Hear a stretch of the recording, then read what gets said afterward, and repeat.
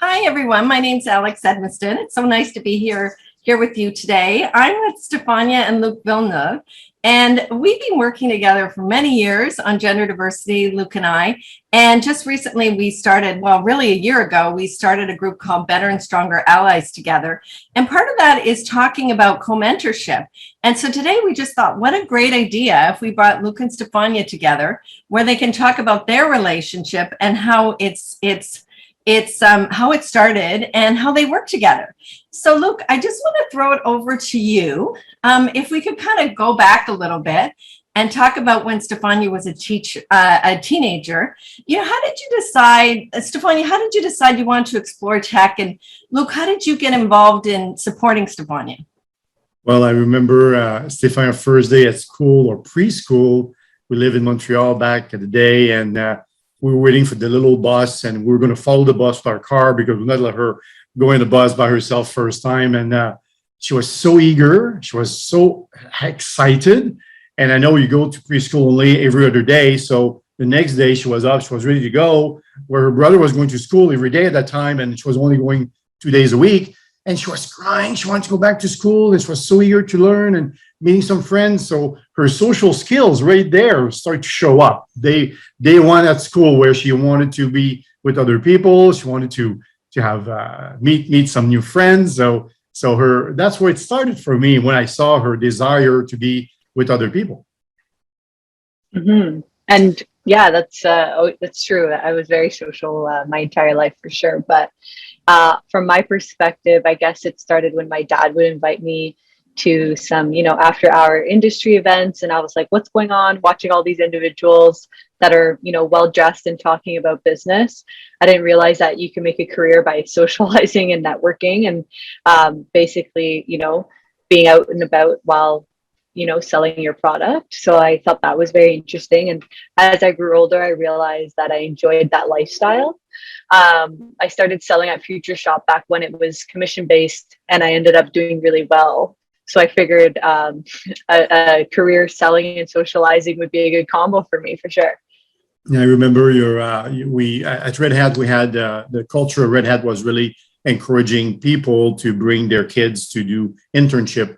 And we had many of our employees doing internships. So when Stefania did her first marketing internship, she was really going the track of marketing.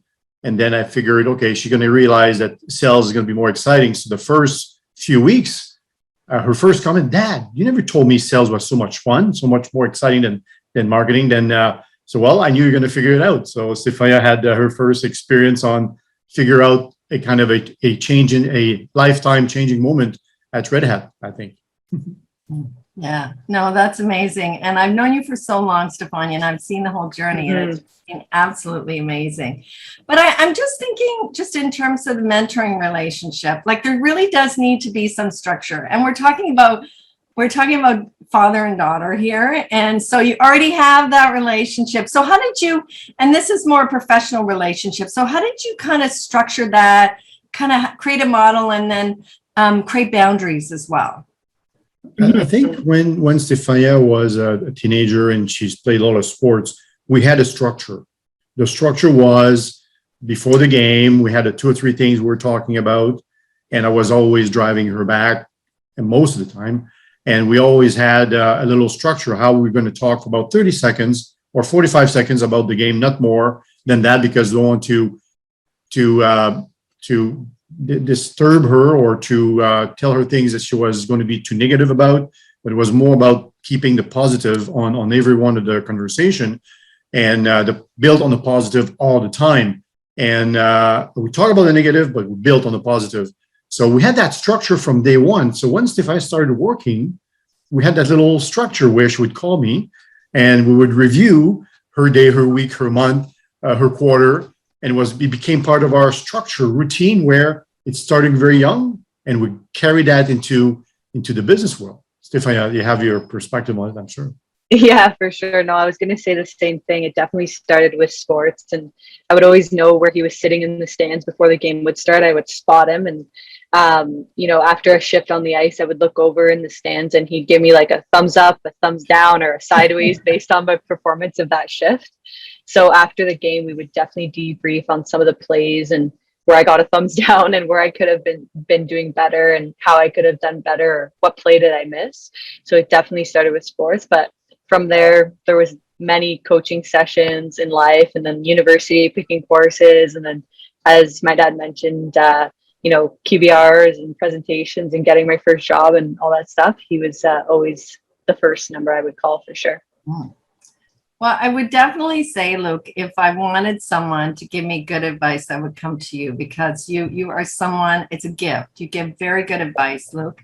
And I wanted to highlight that and how terrific you are at that.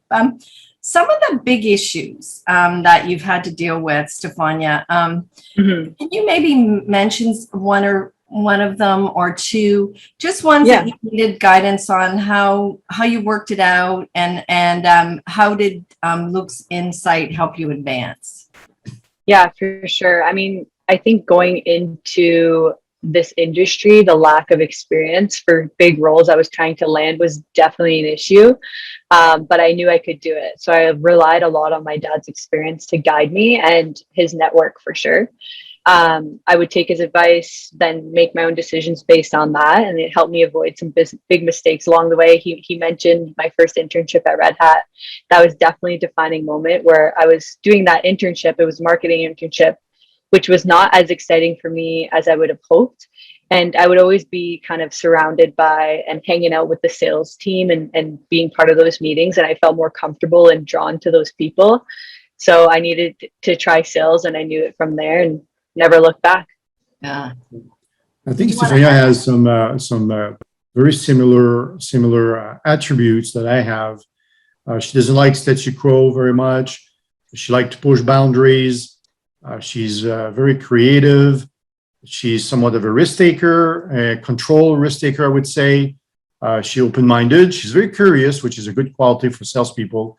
And she's a good problem solver. She's going to spend a lot of time trying to figure out things, and she's going to go to her network, to her people, to other mentors that she has and she has confidence with, to get to the right answer that she's trying to define for herself. So I think we have very similar ways of dealing with issues and problems, and that's why we were able to work so well together all these years, and I'm sure for years to come. No, I think that's great. And Stefania and Luke as well, how do you think your career would be different if you didn't have Luke guiding you, if you didn't have a mentor? Because you've done really well, and we are so proud of you. You are a superstar. And how do you think it might be different if you didn't have your dad mentoring you? Yeah, I mean, I think it's important to note that I had many mentors such as Vicky Bradley, Alix, yourself, Angela Podolsky, and many more that I'm not mentioning here. And they were always great mentors along the way, and they still are. So I did take mentorship from many people, but my dad was definitely the key one. Going through interviews, presentations, pitches, etc. He was always the last voice fresh in my mind before going into those meetings. And, I would have his little voice there, and I would go in and kill it, or try to at least. So that was it. Luke, did you want to add? Mentorship, I look at different other leaders in the industry that I could recognize as leaders that in the same situation that Stefania and I know Charlie Arkinson, for example, his daughter has been quite a similar relationship, which I really admired.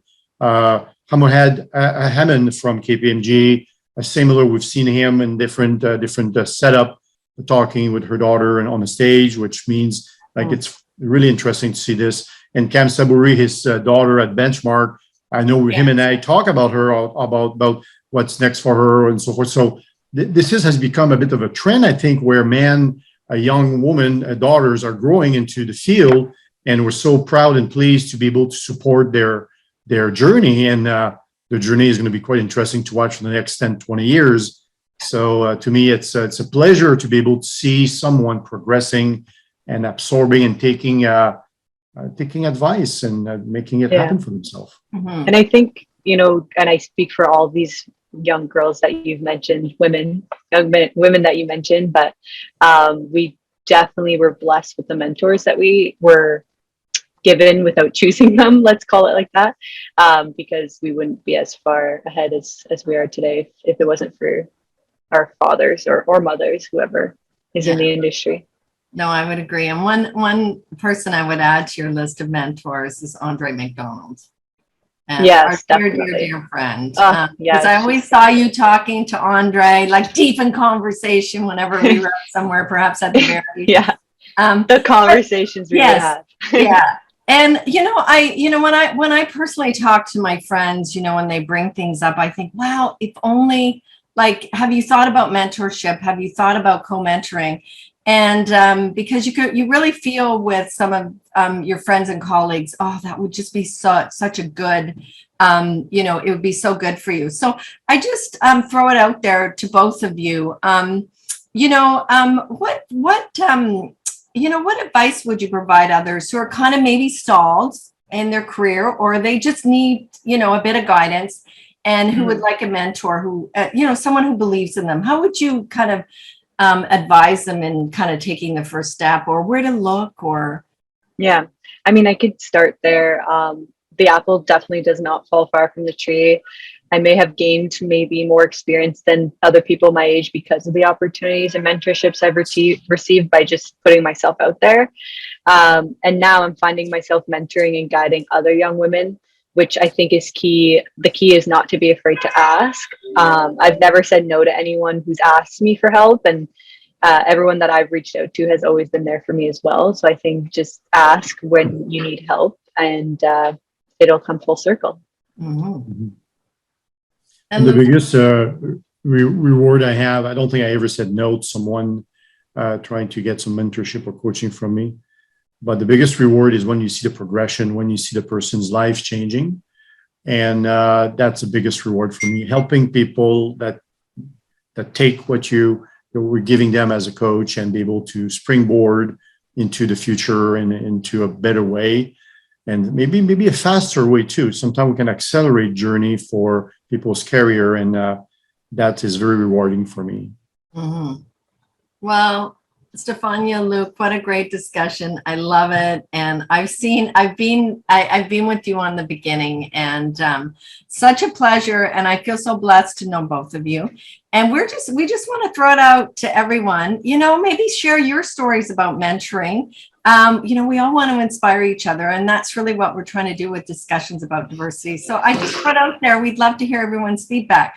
So thank you so much, Stefania, Luke, and we'll see everyone in our next discussions with diversity. And Alex, I cannot stop this video without saying thank you so much for the last 15 years of your coaching support. You've been my PR queen for years, and that's never going to stop. Thank you very much. 2 peas in a pod. Oh, thank you. And I feel exactly the same way. Luke. And I think we're doing great things together. And I couldn't be more pleased in working with our community. So thanks so much, guys. And take care, everyone.